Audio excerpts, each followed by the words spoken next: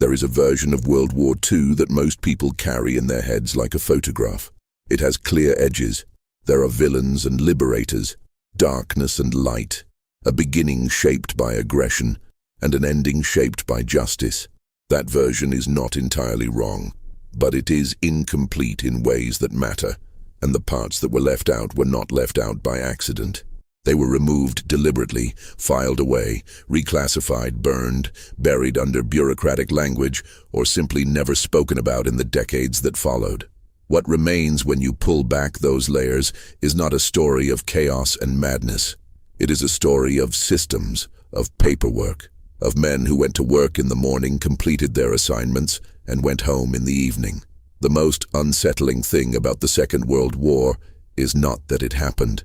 It is how organized it was. The files that were sealed, the reports that were reclassified, the testimonies that were suppressed after the war ended. These were not hidden because they were too painful to confront. They were hidden because they revealed something about the nature of institutional violence that was inconvenient to the story that victorious nations needed to tell about themselves. When you read through declassified documents, through the administrative records of military operations, through the internal memos of government agencies operating during the war years, what you find is not horror expressed in horror's language. What you find is the language of management, of logistics, of efficiency reviews and resource allocation. The horror is in the tone. The horror is in what is not said. This is a record of 21 categories of suppressed or censored information from the Second World War, not rumors, not conspiracy. These are drawn from documented historical records, declassified government files, military tribunals, survivor testimony, and post-war investigations that were themselves often quietly buried. The accounts are factual. The framing is deliberate. Because the most important thing to understand about this war is not the scale of what was done. It is the normalcy with which it was done. The first category involves the administrative infrastructure of the Holocaust as it was understood by Allied intelligence services during the war itself. There is a version of post-war history in which the Allies learned the full truth about the extermination camps only when they arrived at the gates of Auschwitz, Treblinka, Bergen-Belsen. That version is not supported by the documentary record. British intelligence had been intercepting German police communications since at least 1941, including Enigma-encoded messages from SS Einsatzgruppen units operating in the Soviet Union. These messages reported, in bureaucratic detail, the numbers of Jewish men, women, and children shot in specific operations. The reports were precise. They included tallies.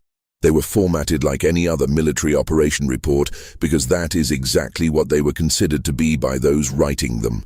British intelligence analysts read these reports. They translated them. They compiled summaries. Those summaries reached senior officials.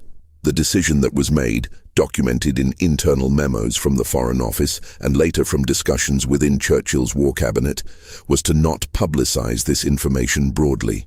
The reasons given were operational. Publicizing the intercepts might reveal to the Germans that their communications had been compromised. There were also concerns, stated plainly in some internal correspondence, that publicizing the mass murder of Jews specifically might complicate the messaging about the war's purpose. The war was being fought, officially, not to save Jews, but to defeat Germany. These were distinct in the minds of the men making these decisions. The intercepts continued. The killings continued. The files were classified. They were not fully declassified until the 1990s.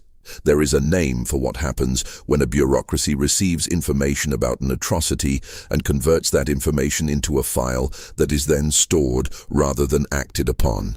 There is no name for it because the naming itself was never completed. What exists instead is the paper trail, the routing stamps, the classification markings, the initials of men who read reports describing the murder of hundreds of thousands of people and then placed those reports in folders and moved on to the next item on the agenda. The second category involves the Allied bombing campaigns and the internal debates about what was and was not an acceptable target. The strategic bombing of Germany has been documented at length. What has been discussed less thoroughly is the degree to which Allied military planners were aware that certain bombing strategies would result in catastrophic civilian casualties, calculated those casualties in advance, and proceeded.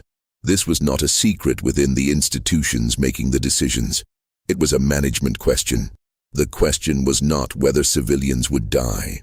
The question was how many civilian deaths could be absorbed into the operational rationale and still maintain public and political support for the campaign. The bombing of Dresden in February 1945 is the most discussed example of this calculation, but it was not an anomaly.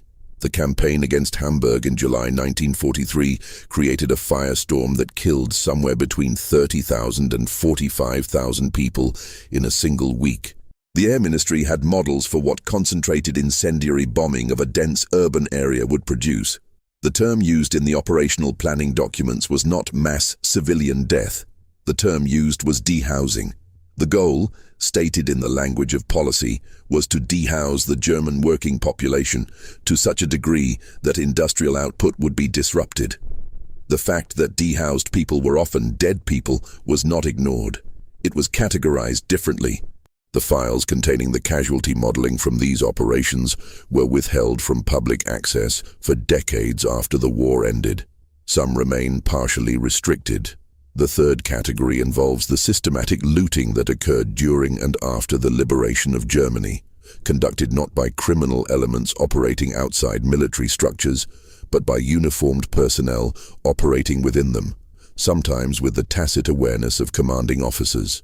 The Trophy Commission established by the Soviet Union was the most organized version of this, and it is the most discussed, because it fits a post-war narrative about Soviet behavior. But the looting was not confined to Soviet forces. American soldiers removed art, currency, jewelry, and personal property from German homes, institutions, and from the possessions of concentration camp victims on a scale that was documented in military police reports that were then buried. A portion of the gold and valuables removed from Nazi repositories by American forces was officially accounted for. A portion was not. The monuments men, the cultural property officers tasked with protecting European art from destruction and looting, filed reports throughout 1944 and 1945 documenting instances of theft by Allied soldiers. Those reports were processed and largely set aside. The post-war narrative required that the liberation of Europe be understood as a moral act. Theft conducted by liberators complicated that narrative. The reports were classified.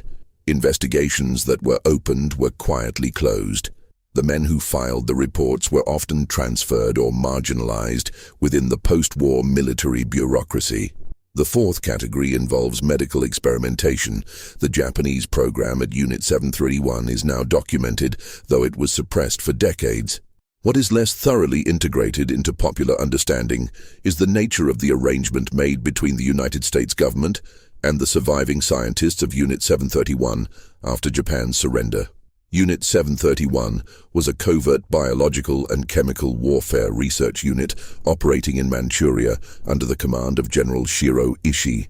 The experiments conducted at this facility involved live human subjects, primarily Chinese and Soviet prisoners, and included deliberate infection with plague, cholera, typhoid, anthrax, and other pathogens, exposure to extreme cold to study frostbite and hypothermia, vivisection conducted on living subjects without anesthesia, pressure experiments designed to determine at what altitude the human body would fail, and the study of blood loss, dehydration, and starvation as controlled research.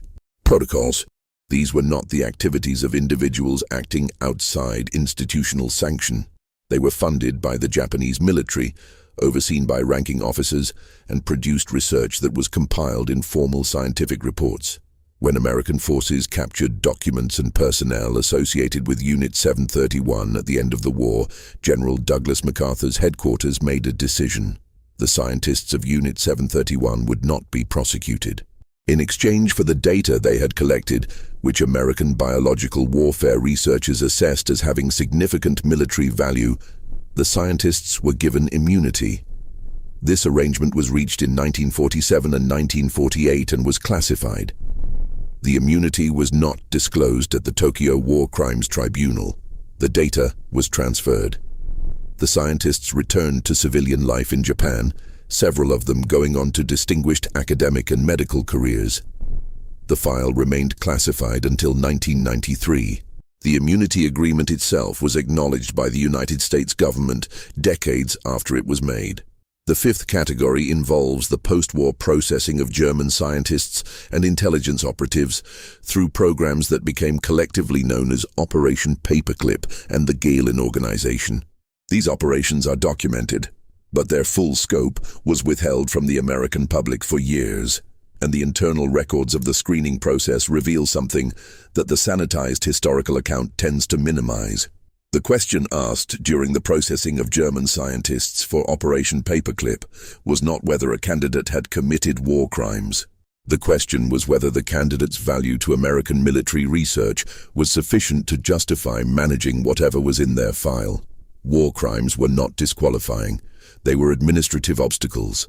Documents from the Joint Intelligence Objectives Agency, which managed the program, show that investigators were instructed to prepare new biographies for some candidates that omitted or minimized their records of Nazi Party membership, SS affiliation, and involvement in slave labor programs. These were not informal workarounds. These were institutional procedures. Forms were completed. Supervisors signed off. The men were processed, brought to the United States, given contracts, and assigned to research facilities. Werner von Braun, whose work on the V-2 rocket program had relied on slave labor from the Dora concentration camp, was processed, cleared, and eventually became a director at NASA. The records of his processing, including internal debates about how to handle the documentation of his SS membership and his presence at Dora, were classified for decades. The program continued until the mid-1950s and brought somewhere between 1,500 and 1,600 German specialists into the United States. The sixth category involves the treatment of German prisoners of war in Allied captivity, specifically the conditions in Rhine Meadows camps, also known as Rheinwiesenlager, in 1945. After Germany's surrender in May 1945, the Allies held millions of German prisoners in open-air enclosures along the Rhine River. These were not camps with barracks or structured facilities. They were fields enclosed by wire, in which men stood and sat with little shelter, minimal food, and extremely limited access to water. The conditions in these camps were documented by military photographers and described in field reports. American historian James Back's research on these camps, published in 1989, was controversial and remains disputed in terms of its mortality estimates, but the existence of the conditions themselves is not disputed. The camps existed. The conditions were harsh. Men died of exposure, malnutrition, and dysentery. The mortality numbers are debated among historians. What is less debated is that the conditions violated the Geneva Convention, a fact that was noted in internal correspondence by military officers at the time, and that reports documenting the conditions were suppressed. The American military classified photographs from these camps. The Army's official history of the occupation period was managed carefully to minimize documentation of the camp's conditions. The men who died in them were not counted in the post-war casualty records in a way that made their deaths visible as a category. The seventh category involves the sexual violence that occurred throughout every theater of the Second World War, committed by forces of every major nation involved, at a scale that was systematically underreported in official records. The rape of Nanking by Japanese forces in 1937 is documented, though the full extent was suppressed by Japanese authorities for decades and remains politically contested within Japan. What is less often discussed with the same specificity is the scale of sexual violence committed by Soviet forces during the advance into Germany in 1944 and 1945, and to a lesser but still significant degree by American and other Allied forces. Soviet military command was aware of the scale of sexual violence being committed by soldiers under its authority. Internal NKVD reports documented it. Marshal Georgy Zhukov acknowledged it in private correspondence. The institutional response was not systematic prosecution. The institutional response was periodic and inconsistent, applied more often as a disciplinary tool than as a response to the crime itself. In the American occupation zone, military court records from 1945 show prosecutions for rape, but the number of prosecutions was a fraction of the incidents documented in field reports and military police logs. The gap between what was known and what was formally recorded was significant. The files containing the more complete documentation were classified. In Germany, the estimates of women raped during and after the war range widely, but credible historical scholarship, including work by Anthony Beaver drawing on Soviet military archives, suggests figures in the hundreds of thousands for Soviet-occupied areas alone. The documentation that existed was managed. The institutional record that was created and preserved was carefully bounded. The eighth category involves the use of chemical agents during the war, specifically the Allied use and stockpiling of chemical weapons, and the incidents that occurred when those stockpiles became exposed. The German cargo ship John Harvey, loaded with mustard gas bombs as part of a secret American stockpile in the Mediterranean, was sunk during a German air raid on the port of Bari, Italy, on the 2nd of December 1943. The explosion released mustard gas into the harbor, contaminating the water and affecting military and civilian personnel in and around the port. 83 American and British servicemen died from mustard gas exposure in the weeks following the attack. An unknown number of Italian civilians were also affected. The presence of the chemical weapons was classified. British Commander Harold Alexander, overseeing Allied forces in the region, ordered that references to mustard gas be removed from medical reports describing the casualties. Physicians treating the wounded were not informed that their patients had been exposed to a chemical agent, a decision that contributed to deaths that might have been prevented with appropriate treatment. The records of the Bari incident were classified by both the American and British governments and were not declassified until 1959 in partial form. The full documentation of the chemical weapons present at Bari was not released until the 1980s. The ninth category involves the internal debates within the Manhattan Project about the use of atomic weapons and the specific targeting decisions that were made. The decision to drop atomic bombs on Hiroshima and Nagasaki is documented at the level of the decision itself. What is less thoroughly integrated into the public record is the content of the dissenting voices within the program and how those voices were managed institutionally. The Frank Report, submitted by a committee of Manhattan Project scientists in June 1945, argued against the use of atomic weapons on Japanese cities without prior warning, citing both humanitarian concerns and the likely post-war consequences of establishing a norm of nuclear use against civilian populations. The report was received, classified, and did not reach the interim committee making the targeting recommendations. The scientists who signed it were not consulted further on the targeting question. Their objections were processed into the administrative record of the project and then bypassed. General Leslie Groves, who oversaw the Manhattan Project, had established targeting criteria that explicitly prioritized cities with significant urban areas, not purely military installations, because the goal was to create a bomb damage assessment that would be convincing to Japanese leadership. The targeting committee's minutes, including discussions of specific cities and the reasoning for their selection or rejection, were classified. Kyoto was removed from the target list, not on humanitarian grounds, but because Secretary of War Henry Stimson had personal affection for the city from a visit he had made decades earlier. This was noted in internal documents. The reasoning was not made public. The 10th category involves the conditions and treatment of civilian populations in Allied occupied territories, specifically the Bengal famine of 1943, which occurred in British India during the war. Between 2 and 3 million people died in Bengal between 1943 and 1944 from famine conditions that were significantly exacerbated by wartime policy decisions made in London. The colonial administration in Bengal had been stripping rice and other food resources from the region to support the war effort and to prevent resources from falling into potential Japanese hands.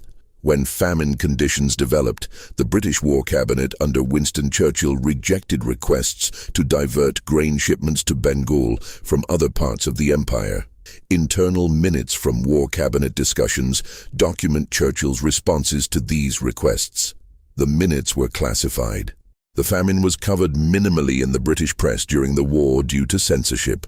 The death toll was not formally acknowledged in British government communications in a way that established accountability. The classified files from the War Cabinet discussing Bengal relief requests were not open to researchers until decades after the war, and even then, access was phased and managed. The documentation reveals that the deaths were known, that the capability to intervene existed, and that decisions were made not to intervene. The 11th category involves the relationship between the American military and organized crime in Sicily and southern Italy, specifically the use of mafia networks to facilitate the Allied invasion of Sicily in 1943 and the subsequent administration of liberated Italian territory. The collaboration between naval intelligence and American organized crime figures, including Lucky Luciano, had begun even before the Sicily campaign with Operation Underworld, which enlisted Luciano and his associates to provide intelligence and facilitate security along the New York waterfront. As the Sicily invasion was planned, contacts were made through Luciano with mafia networks on the island who could provide local intelligence, guide Allied forces, and help establish order in the wake of the invasion. The internal naval intelligence files documenting these contacts were classified. After the invasion, mafia figures who had been imprisoned by the fascist government, which had aggressively suppressed organized crime in Sicily, were released by Allied military governance and in some cases installed as administrators of towns and regions. American military government records from this period document some of these appointments. The longer-term consequences, the reconsolidation of mafia power in Sicily that had been broken under fascism, were the result of a deliberate set of decisions made by an Allied military administration that prioritized order and anti-communist sentiment over the criminal records of the individuals being placed in positions of local authority. The 12th category involves the suppression of information about Allied prisoner of war deaths in Japanese captivity and the specific circumstances surrounding decisions that were made and not made about prisoner welfare. The death rate among Allied prisoners held by Japan was approximately 27%, compared to 4% among Allied prisoners held by Germany. The conditions in Japanese prisoner of war camps were documented in Red Cross reports and in communications from camp administrators to Tokyo. What is less often examined is the degree to which the Japanese military had developed and in some cases implemented contingency plans for the mass execution of prisoners in the event of an Allied invasion of the Japanese home islands. A document discovered after the war, a Japanese military directive from August 1944, instructed camp commanders that in the event of liberation attempts or social unrest threatening camp security, prisoners were not to be allowed to fall into Allied hands. The phrasing was deliberate. The practical meaning was execution. This directive was found and classified by occupation authorities. Information about it was managed carefully in the post-war period, partly because its existence complicated the effort to establish clear distinctions between Japanese military policy as conducted and German military policy as conducted, and partly because its public release might have inflamed American public opinion in ways that were inconvenient to the occupation's goals of rapid Japanese reconstruction and anti-communist alignment. The 13th category involves the Allied bombing of concentration camps, or more precisely, the decision not to bomb them. The debate about whether the Allies could or should have bombed the rail lines and infrastructure serving Auschwitz-Birkenau is a matter of historical discussion. What is less often examined is the internal bureaucratic record of how requests to conduct such bombing were processed. Requests were made by Jewish organizations and by representatives of the War Refugee Board, a body established by President Roosevelt in January 1944, to the War Department. The War Department's response, communicated in letters from the Assistant Secretary of War John McCloy, was that such bombing was not militarily feasible and would divert resources from the war effort. Subsequent research has established that American bomber formations were flying missions over targets very close to Auschwitz during this period, including an oil refinery at Monowitz, which used camp labor and was located within the Auschwitz complex. Reconnaissance photographs taken during these missions captured the main camp and the crematoria in their images. These photographs were processed. Analysts identified industrial facilities in them. The crematoria and the organized killing infrastructure visible in those photographs were not identified in the analysts' reports, a fact that has been attributed to the analysts not knowing what they were looking at, and also to the possibility that identifying them would have created a policy problem that the War Department preferred to avoid. The photographs were filed. The requests were denied. The files were classified. The 14th category involves the use of prisoners, including political prisoners, concentration camp inmates, and prisoners of war, as forced labor in the German war economy, and the degree to which this system was integrated with German corporations whose relationships with the Allied powers resumed after the war. Companies including IG Farben, Krupp, Tyson, and others used slave and forced labor extensively during the war. IG Farben, the chemical conglomerate, operated a synthetic rubber plant at Auschwitz, the Buna-Werke at Monowitz, that was built and operated using concentration camp labor under conditions that resulted in the deaths of tens of thousands of workers. After the war, the Nuremberg trials of IG Farben executives resulted in sentences of between 1.5 and 8 years. Most defendants served sentences that were further reduced. By the early 1950s, they had returned to careers in German industry, the documentary record of which specific Allied corporations and banks had financial relationships with German companies using forced labor during the war was partially suppressed in the post-war period.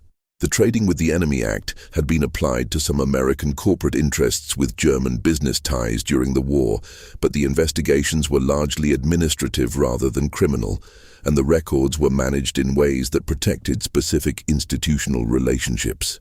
Some of this documentation has emerged through freedom of information requests and archival research over the following decades, but it was not part of the public accounting made at the time.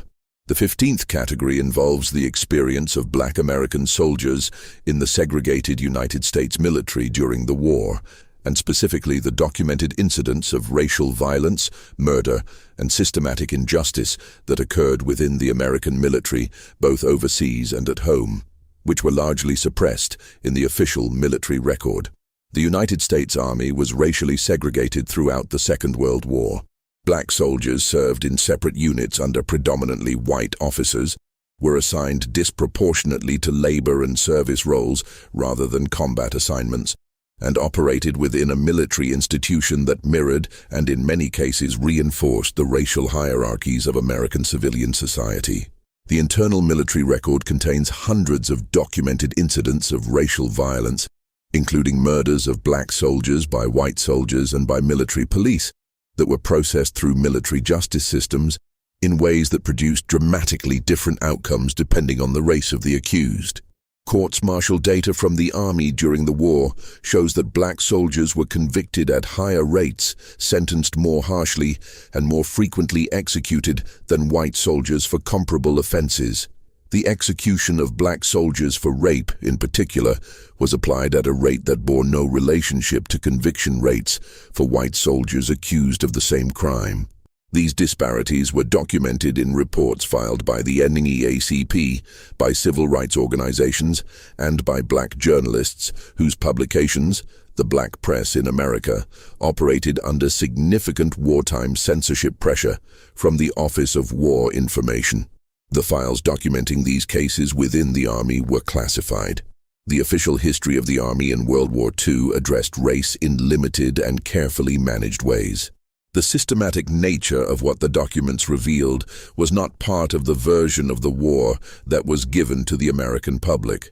The 16th category involves the firebombing campaigns against Japanese cities and the internal calculations that shaped them. which parallel in some respects the calculations made about German cities, but differed in their application and in the degree to which racial framing appears in the internal documents. General Curtis LeMay's campaign of low-altitude incendiary bombing against Japanese cities, which began in March 1945, was designed to produce maximum destruction of Japanese urban areas, which were predominantly constructed of wood.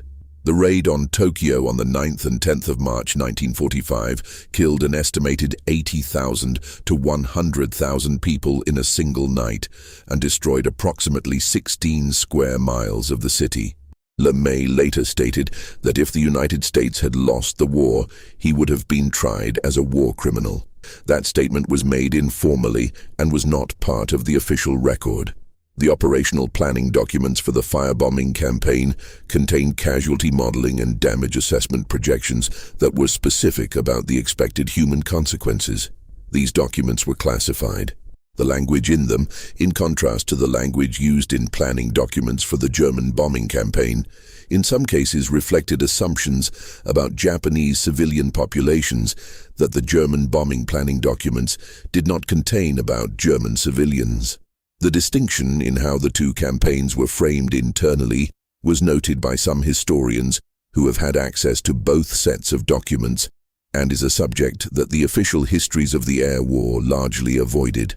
The 17th category involves the mass expulsions of ethnic Germans from Eastern Europe at the end of the war, in which somewhere between 12 and 14 million ethnic Germans were expelled from Poland, Czechoslovakia, Hungary, Yugoslavia, and other countries in a process that involved significant violence and civilian deaths. The Potsdam Agreement of August 1945 authorized the transfers, using the phrase orderly and humane, a phrase that the documented reality of the expulsions did not support in a significant number of cases. The mortality estimates for deaths during the expulsions range from 500,000 to as high as 2 million, with the most careful scholarly estimates settling in the range of 500,000 to 800,000. The violence was documented in Red Cross reports, in accounts collected by West German government investigators in the 1950s, and in testimony from survivors. The files documenting Allied awareness of the conditions under which the expulsions were being conducted were classified by the British and American governments in the immediate post-war period. The political context was significant. The expulsions were being carried out by governments, Poland, Czechoslovakia, that the Western Allies needed as partners in the post-war European order, and raising the conditions of the expulsions publicly would have created diplomatic complications. The classified documentation was held. The public discussion of the expulsions was managed. In Germany, discussion of the expulsions was itself politically complicated for decades by the fact that raising it seemed, in the post-war context, to be an attempt to claim German victimhood in a way that minimized German guilt. The result was that a significant and documented episode of mass population displacement and associated violence existed in a kind of historical shadow for most of the post-war period. The 18th category involves the administration of the Allied occupation zones in Germany and Austria, and the decisions made about denazification, which was the process by which individuals who had served the Nazi state in various capacities were supposed to be identified, assessed, and either prosecuted, barred from public life, or cleared. The historical record of denazification shows a process that began with stated ambition and collapsed into pragmatism within a very short period. By 1946 and into 1947, the pressures of administering occupied Germany, the emerging Cold War context, the need for German professionals to staff public institutions, and the sheer administrative impossibility of investigating millions of individuals had reduced denazification to a paperwork process that large numbers of former Nazis navigated successfully. The most thorough internal assessments of this collapse were written by American military government officers and were classified. The files reveal that officers responsible for denazification were aware that individuals with significant Nazi records were moving through the process without adequate investigation, that former concentration camp guards were returning to civilian life, and that officials who had held positions within the SS and other specifically Nazi institutions were certifying each other in ways that the classification of the files was intended to prevent becoming publicly visible. The collapse of denazification had specific consequences that were documented internally and not disclosed. Individuals who had administered slave labor programs returned to corporate management. Individuals who had participated in mass shootings in the Soviet Union became police officers in West Germany. These are not theoretical outcomes derived from general failure. They are specific cases documented in files that were withheld. The 19th category involves the relationship between Allied intelligence services and former Nazi intelligence operatives in the establishment of post-war Western intelligence networks, with the Gehlen organization as the central example. Reinhard Gehlen had been the chief of German military intelligence on the Eastern Front, Foreign Armies East, a position that had given him extensive knowledge of Soviet military and political intelligence.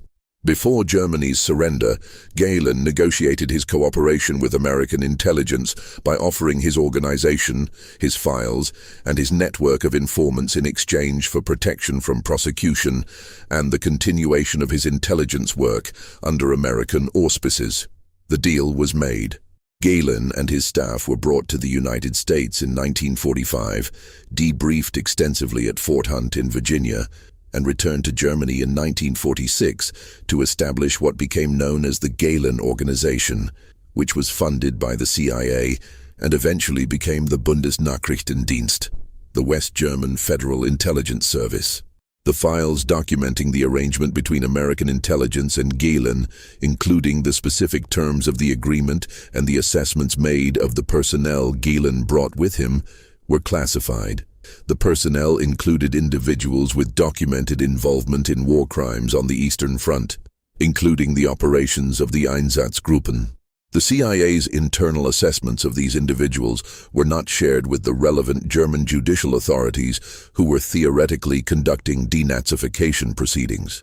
The organization that Gehlen built with American funding employed a significant number of former SS and SD officers and became integrated into the West German security apparatus.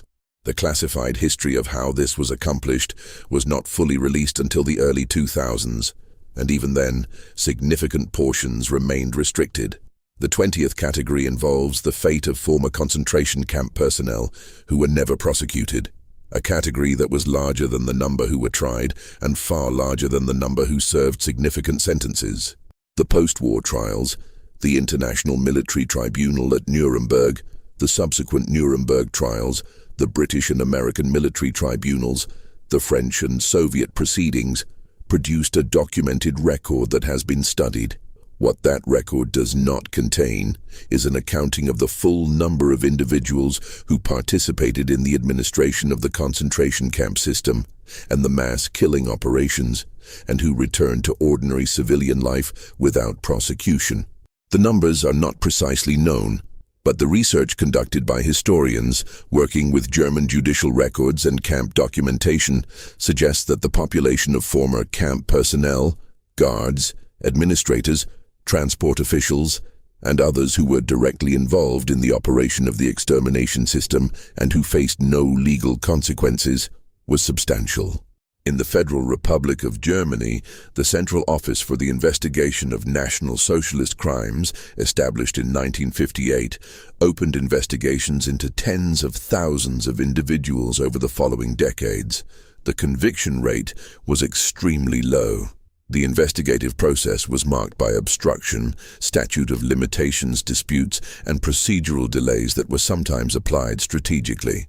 Internal records from German judicial authorities document specific cases in which investigations were slowed or halted in ways that benefited the subjects. Some of these records were themselves subject to access restrictions for decades.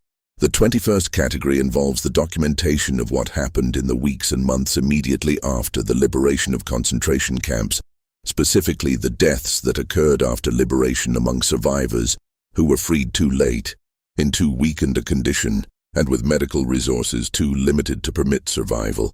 The liberation of Bergen-Belsen by British forces on April 15, 1945, found approximately 60,000 survivors in the camp, approximately 10,000 of whom were already dead on the grounds. In the weeks following liberation, approximately another 13,000 survivors died. The deaths were documented by British military medical personnel in reports that were filed with the War Office.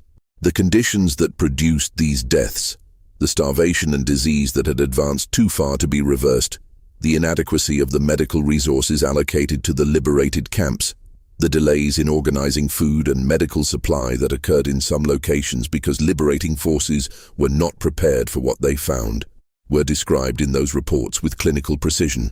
The reports were classified. The official record of the liberation, as it was communicated to the British public, emphasized the moment of liberation and the images of survivors being freed.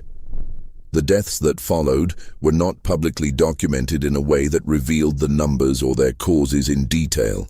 The classified medical reports and the administrative assessments of the logistical failures that contributed to post-liberation deaths in multiple camps remained restricted for decades. What all of these categories have in common is not that they were unknown to those who participated in them. They were known very well. What they have in common is that the documentation of them was managed. The decision about what to record, how to record it, where to file it, who could access it, and how long to restrict access was made by the same institutional machinery that had prosecuted the war. The machinery did not distinguish in its procedures between a classified operational plan and a classified account of a decision to do nothing while hundreds of thousands of people were killed. The filing process was the same. The routing stamps were the same. The classification markings were the same. The men who processed the documents went home in the evening, the same way they had gone home when processing any other paperwork. The systems that produced the war did not end with the war. They continued into the occupation, into the peace treaties, into the Cold War institutions that were built from the wreckage of the conflict, the intelligence networks, the bureaucracies, the institutional habits of managing information, the practiced ability to categorize mass death in the language of logistics. These did not dissolve in August and September of 1945. They were carried forward by the same people, in the same buildings, with new stationery and new letterheads. The Nuremberg trials produced verdicts. The verdicts produced sentences. The sentences were served, in many cases partially, and then the men who had served them returned to their countries and in some cases to their fields. The scientists continued their research. The intelligence officers continued their work. The corporations continued their business. The governments that had classified the documents continued to classify documents. The war ended. The armistices were signed. The photographs were taken.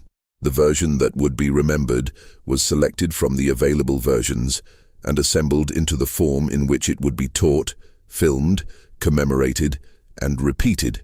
The other versions were placed in folders. The folders were placed in filing cabinets. The filing cabinets were placed in rooms to which access was restricted. The restrictions had expiration dates, and when those dates passed, some of the folders were opened, and some of the documents inside them were read by people who had not been present for the events they described. What those people found in many cases was not that the events had been different from what was publicly known. What they found was that the events had been the same as publicly known, that the people conducting them had known what they were doing, that records had been kept, that the records had been reviewed, and that decisions had been made at high institutional levels to manage how much of the record would be visible and when. The war did not resolve the question of what institutions do when they have the capability to stop something and choose not to. It did not resolve the question of what accountability looks like when the people responsible for decisions that resulted in mass death were also the people who controlled the records of those decisions. It did not resolve the question of how the language used to describe mass killing shapes the moral weight assigned to it. These questions were present during the war. They were present in the documents. They remained present in the classified files when those files were sealed. They remained present when the files were opened. The last of the relevant archives have not yet been fully processed. Some documents from the period remain restricted in multiple countries. The filing continues.